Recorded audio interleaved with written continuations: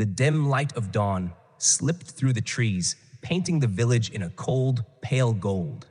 Fog hung thick, turning every house, every winding road into shifting shadows.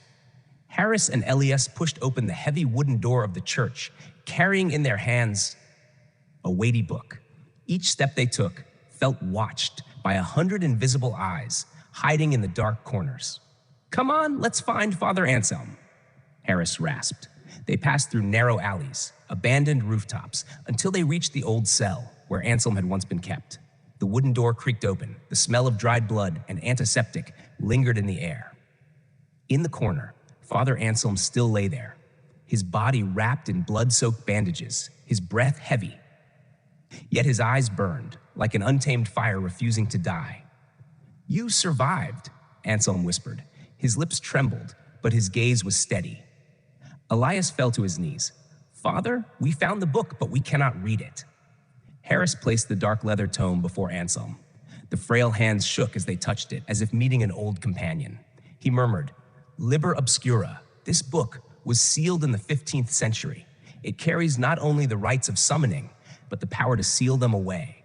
He coughed violently, blood spilling from his lips. Harris tried to help, but Anselm raised a hand to stop him, his eyes fixed on the book. "Michael is only the bound one. What you faced last night was just a fragment of his power. There is something far greater, the one behind him." Elias trembled, voice cracking. "Father, you mean Michael is not the supreme demon?" Anselm nodded slowly. "Correct. He is merely a tool. But if this book falls into his hands, every seal will shatter." As he spoke, sunlight pierced through the barred windows, striking the book's cover. The carved symbols began to glow faint red, writhing like tiny serpents. Elias recoiled in fear, while Anselm placed his trembling hand on the page, chanting softly in Latin.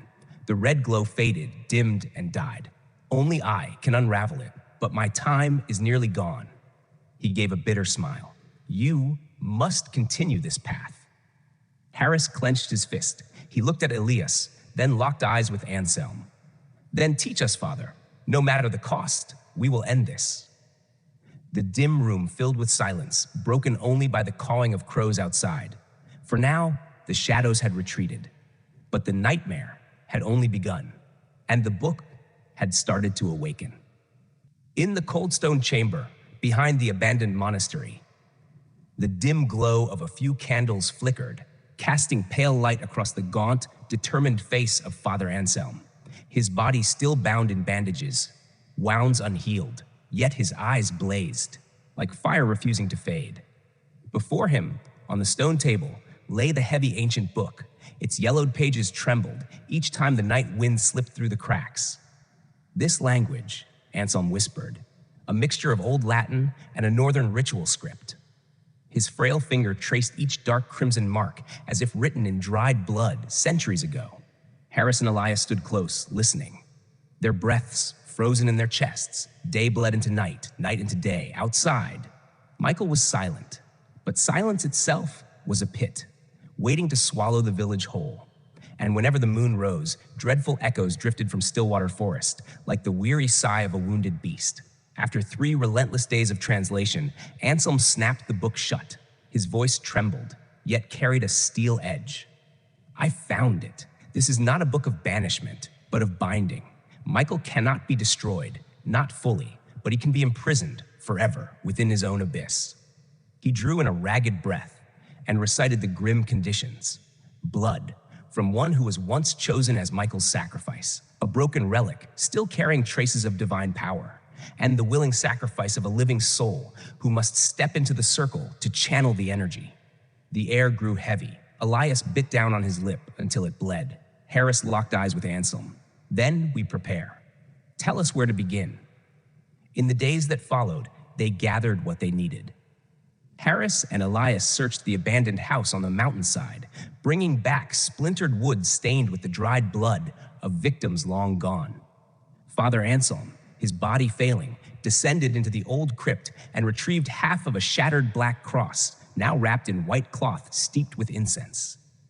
Each night, the 3 sat around the book. Their voices stumbled at first, breaking on the strange incantations. But slowly, their tones merged, a low, thunderous resonance. echoing like distant storms. The stone walls shook, moisture dripped from the cracks, and sometimes Elias swore he heard Michael growling outside in the dark, listening, seething at their defiance. Then came the fateful dawn. The sky over Stillwater, choked with heavy gray clouds. Crows circled above, crying harshly. Father Anselm gathered them, his voice low, unyielding. Tonight, we perform the rite. When the moon stands at its peak, Michael will weaken under the holy light. But beware, that is when he is most dangerous. Remember, only faith and resolve will hold the seal together. If even one of us falls, everything fails.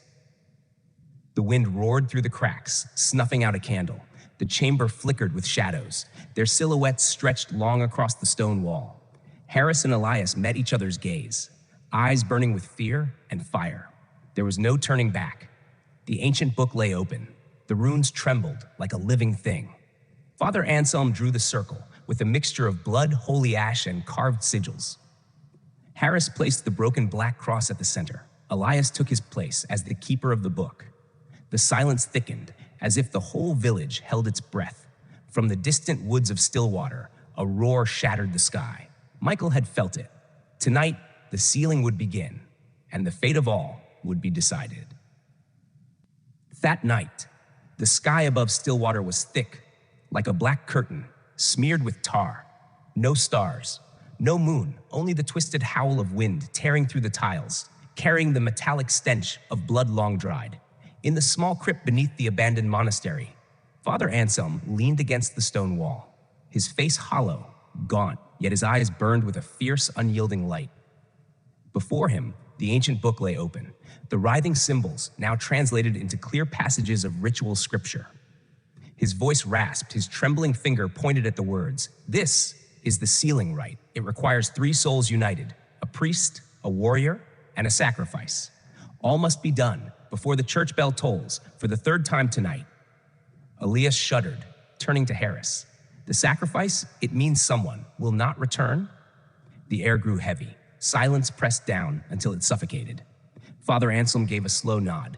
They all understood. The ritual was not merely prayer, but a trade, a soul for a demon's prison. Harris gripped the silver cross in his hand. His voice cut the night like a blade. If needed, I will be the one to bear it. No, Elias cried, his eyes burning red. I followed you from the beginning, only to watch you die. If it must be someone, let it be me. Anselm raised his hand, stopping them both. No choice will be made in haste. The strength of God will guide us. The only thing that matters is that the ritual succeeds. The first bell tolled. Its echo rolled through the ruined church. The 3 stepped into the nave. Darkness had consumed the place, the walls damp like rotting flesh. Harris placed candles around the circle of carved sigils. Elias laid out holy salt and the blood of a sacrificed lamb. Anselm sat at the center, chanting in a deep, guttural tone, each word a knife slicing through the night. The air turned deathly cold. The flames sputtered and died, all at once. A low, guttural laugh slithered from the shadows. Michael had come. The church doors exploded open. A colossal figure surged inside, eyes burning like molten coal. Hair wild, covering a face twisted, half man, half beast. His voice thundered, layered with 100 screams. You think this childish trick can bind me? Harris drew his silver blade. He lunged, the knife cut deep into Michael's arm. Black blood sprayed, but the wound closed instantly. Michael's strike hurled Harris away, like straw in a storm. Elias screamed, carving the seal with his own blood. But before he could finish, Michael ripped an entire row of pews from the floor, hurling them at him. Father Anselm staggered upright. He raised the broken black cross, chanting. A burst of golden light flared, forcing Michael back, but it flickered, dimmed, draining with Anselm's very breath. The church became a nightmare. Walls shook, stones cracked, the roof collapsed in showers of dust. Harris dragged himself to his feet, face drenched in blood. He roared at Elias, "Finish the circle, I'll hold him." He charged into the demon's shadow. Michael's claws ripped his shoulder open, but Harris clutched the silver blade, driving it deep into Michael's chest. The monster shrieked, but did not fall. Instead, his massive clawed hand wrapped around Harris's throat, lifting him like a toy. Elias fell to his knees, bleeding, scrawling the final line of the circle. At that exact moment, the second bell tolled. Its piercing sound ripped through the air, stabbing into their souls. The entire church convulsed. Michael's scream of hatred shook the walls. But the ritual was only half complete. One toll remained, and one soul still had to be given. The nave drowned in chaos, in shadows, in blood. And for now, victory belonged to the beast. The church shattered. Stone columns tilted, arches cracked, the last flames of the candles gone. Only Michael's howls remained, entwined with the endless toll of the second bell. Elias trembled, his blood-soaked hands still scraping the final cymbals. Harris writhed in the demon's colossal grip, breath crushed, blood soaking his chest, eyes blazing with pain and fury. Suddenly, Father Anselm's voice rose, not the usual prayers, but an ancient incantation, a sound that pierced the night sky itself. Sanctus vinculum aeternum, anima mea, corpus meum, attitem meum, vinculum demonis aeterni. The broken cross in his hand burst into flame. Elias froze, face pale. No, that's the sacrifice rite. Father, you hid this from us. At once, the chill of death drained from Anselm's body. His hair turned white in an instant, skin shriveled, veins bulging. Blood streamed from his mouth, dripping into the blazing seal. His body convulsed, yet his eyes blazed with holy resolve. Elias screamed, his voice tearing the air, "Father Anselm!" The cry shook the soul. It ignited his despair into fire. Elias's eyes burned with divine light. His body wrapped in blinding radiance. He raised the silver holy blade, charging into the demon spawn. Each strike thundered like lightning. Black blood sprayed, sizzling into smoke. Harris, hearing that cry, summoned his last strength. He gripped the silver dagger tighter, plunging it deeper into Michael's chest. His roar split the night, raw and defiant. For the people of still water. In that moment, Harris and Elias stood like twin pillars of light, holding back the storm of darkness. From the seal below, crimson chains erupted. They coiled around Michael, burning into flesh and soul alike. Each link seared him, binding arms, legs, spirit.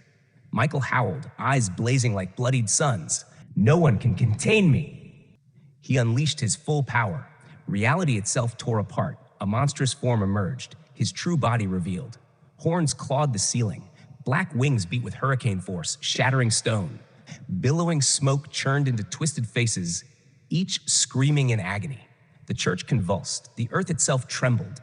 All of Stillwater heard the roar, like 1,000 damned souls crying out. And in the center stood Father Anselm, a body reduced to skin and bone, yet eyes blazing, a saint at the hour of sacrifice.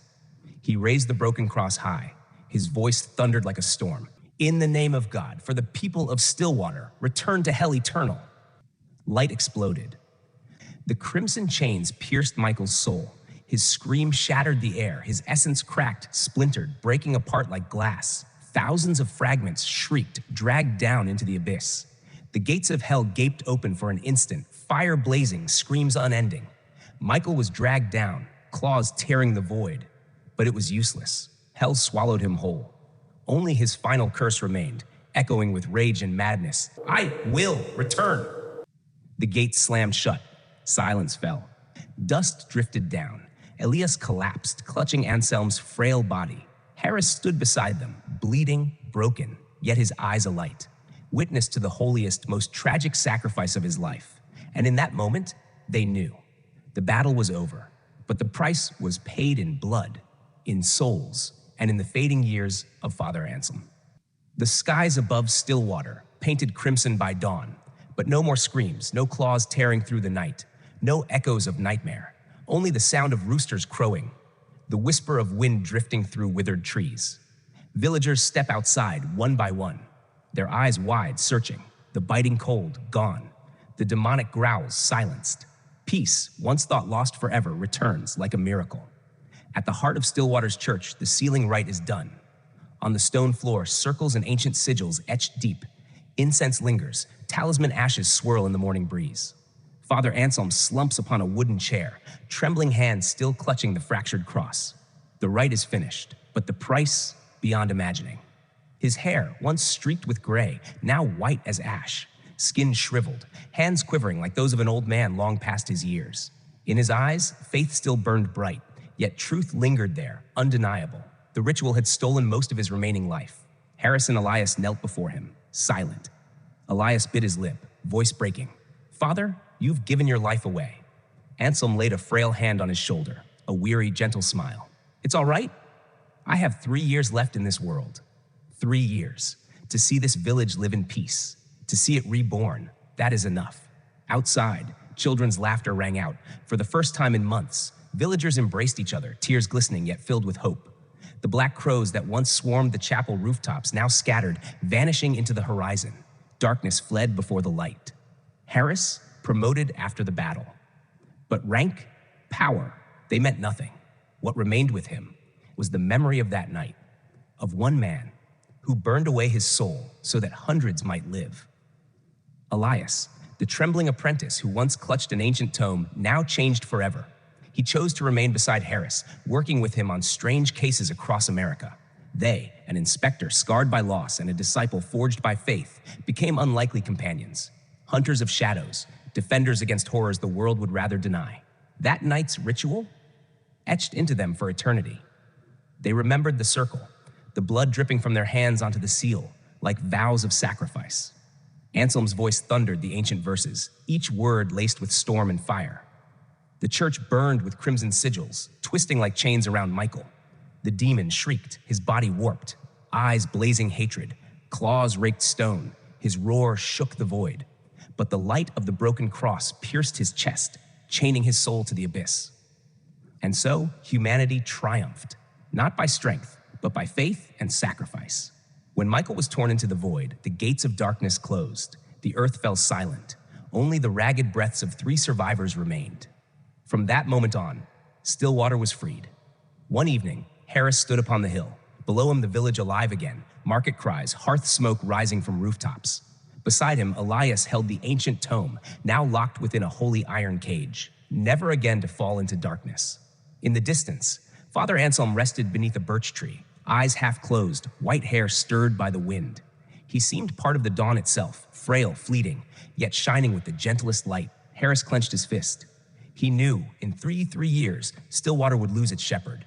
But the legacy Anselm left behind, faith, courage, sacrifice, would live on. And that morning, for the first time, the church bells rang, not tolling for death, but for rebirth. Yes, and here, the story comes to an end. As you've seen, not every battle ends with joy. Sometimes, to protect peace, someone must pay the price, with blood, with sweat, with the very years of their life. Father Anselm, Harris, Elias, they left behind a mark that cannot fade, not only in the history of Stillwater, but in the trembling hearts of those who once feared the dark. The quiet life you see today is built upon their silent sacrifice. And perhaps each of us, when hearing this story, will understand light only finds its true meaning when it is lit in the heart of darkness.